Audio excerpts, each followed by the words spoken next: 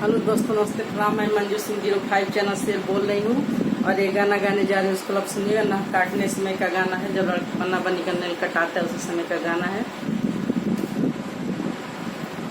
हमरे बन्नी के चिरैया गोड़वा के रंगेला, हमरे बन्नी के चिरैया गोड़वा के रंगेला, के रंगेला हो के रंगेला।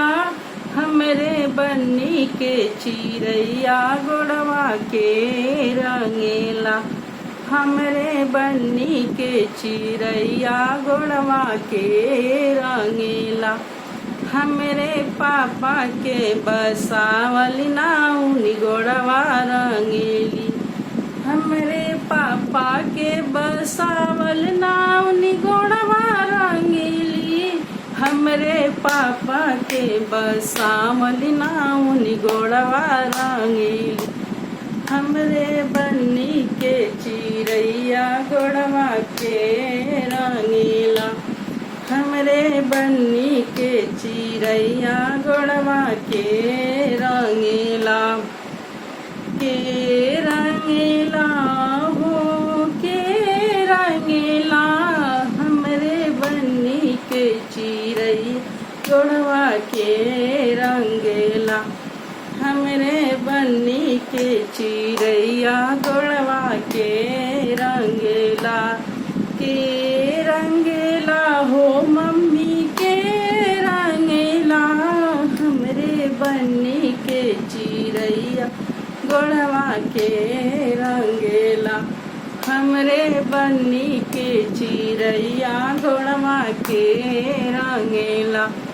हमरे चाचा के बसावल नाउनी गोड़वा रंगेली, हमरे चाचा के बसावल नाउनी गोड़वा रंगेली, हमरे चाचा के बसावल नाउनी गोड़वा रंगेली, हमरे चाचा के बसावल नाउन गोड़वा रंगेली।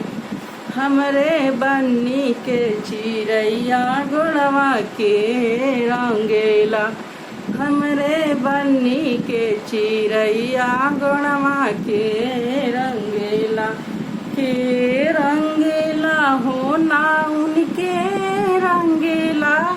हमरे बन्नी के चिरैया के रंगेला, हमरे बन्नी के चिरैया गोड़वा के रंगेला। हमरे भैया के बसावल नाउनी गोड़वा रंगेली, हमरे भैया के बसावल नाउनी गोड़वा रंगेली, हमरे भैया के बसावल नाउनी गोड़वा रंगेली, हमरे भैया के बसावल नाउनी गोड़वा रंगेली।